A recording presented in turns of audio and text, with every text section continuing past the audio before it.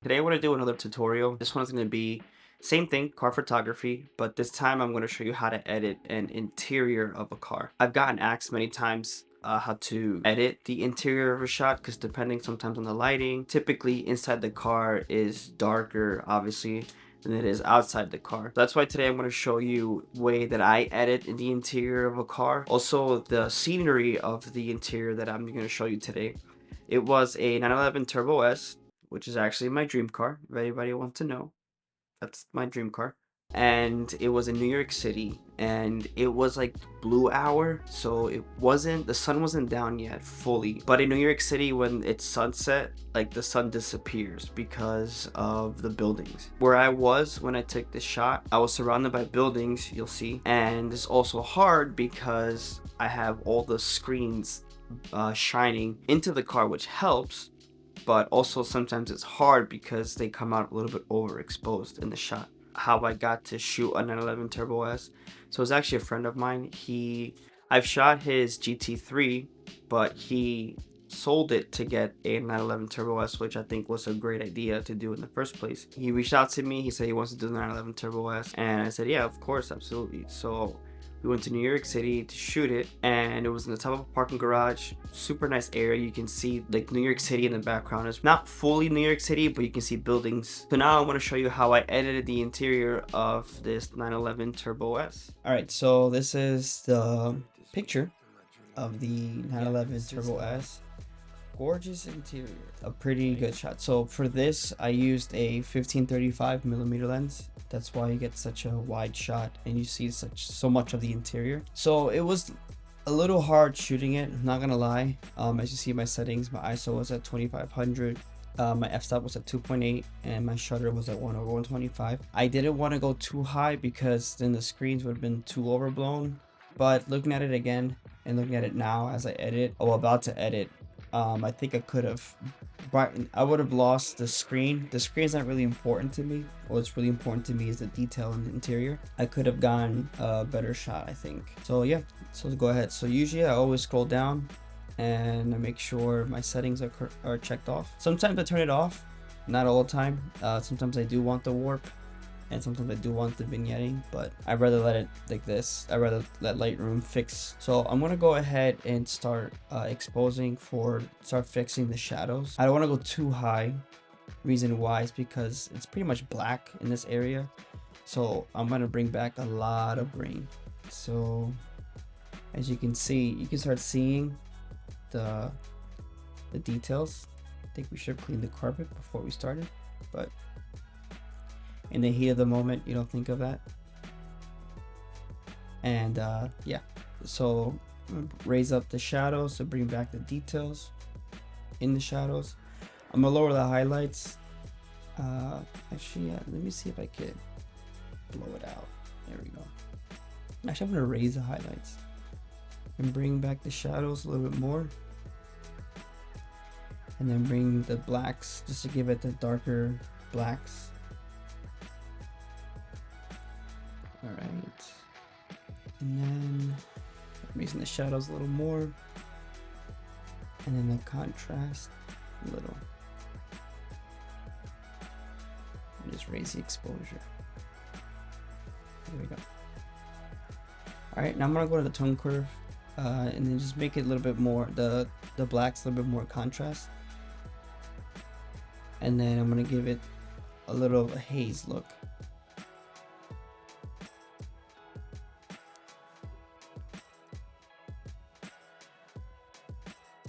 There you go. And then bring back up those highlights. All right, so it pretty much covers for exposure, I think. Now I'm gonna go ahead and color. So since it was the blue hour, I usually like to bring it a little bit more blue. So I'm gonna just make it more blue, but not too much, because I want to adjust the blue in the shadows. So I want to bring more blue in the shadows. So that being said, I'm gonna go down to my color grading section, and I'm gonna bring my shadows to the blue section, and then hold shift to keep it in that color, and then raise the saturation. There. So far as before and after. So it looks a little magenta. So I'm gonna go back up, make a little, bring down the magentas, make it a little bit more green. There you go. And then I'm gonna go all the way down to calibration. So usually I like the way that this does the coloring. So the blue is gonna make it more teal, which is what I want to bring it towards. Give it a more teal look. And I'm gonna raise the saturation. You can see it in the windows here. How it, the teal, it changes teal.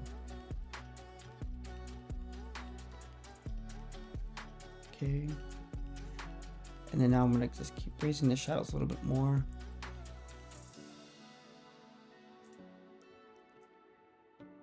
I'm gonna bring back the blues a little bit up towards yellow. And I'm gonna make it a little bit vibrant. I'm gonna bring the blue saturation down just a tad.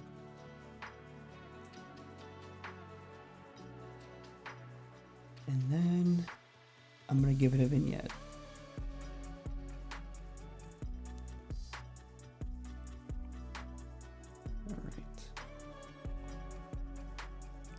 So now as I zoom in, you can see there's some grain happening here. But like I said, it's because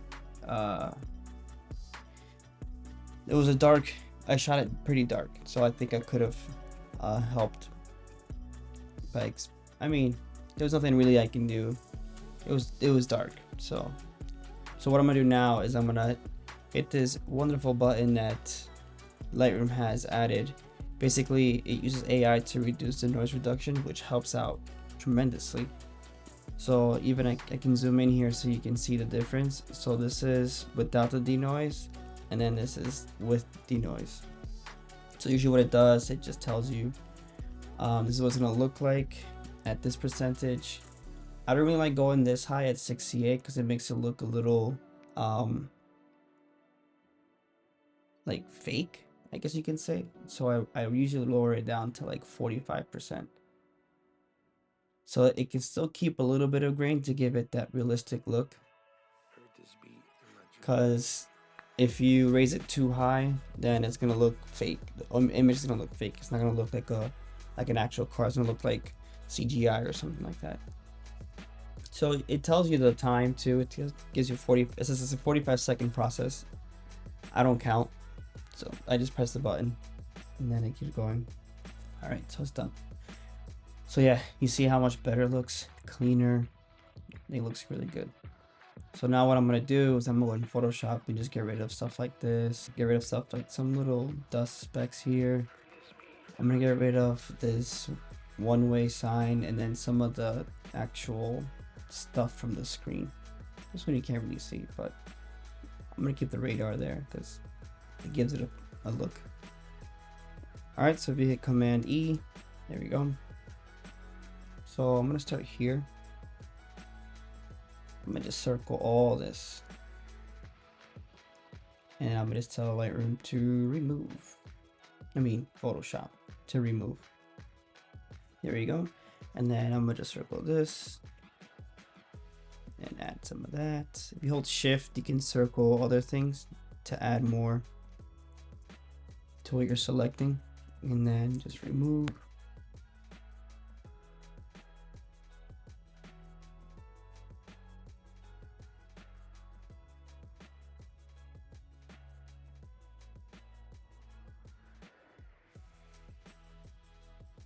There we go. And then now I'm gonna remove some of these signs. The reason why these signs are being shown is because I didn't have the car on. Well, it was on, but the engine wasn't running. So usually when the engine's not running, it turns all the lights on in the dash. There we go. Nice clean look. All right, that's pretty much done in Photoshop. Now I'm going to save this so I can add it back into Lightroom. All right, now let's give it a second. It'll come back. You'll see it.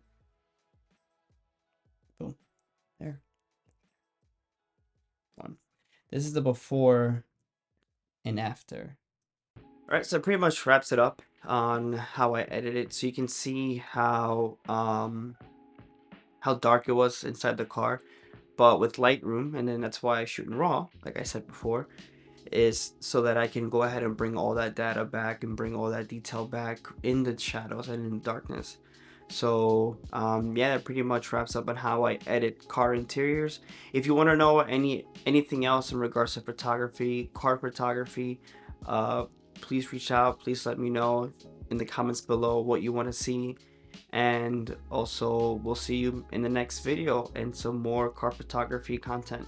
Please remember to like and subscribe and share this video with anybody that wants to know how to edit car photography, interior shots or exterior like I have in previous videos.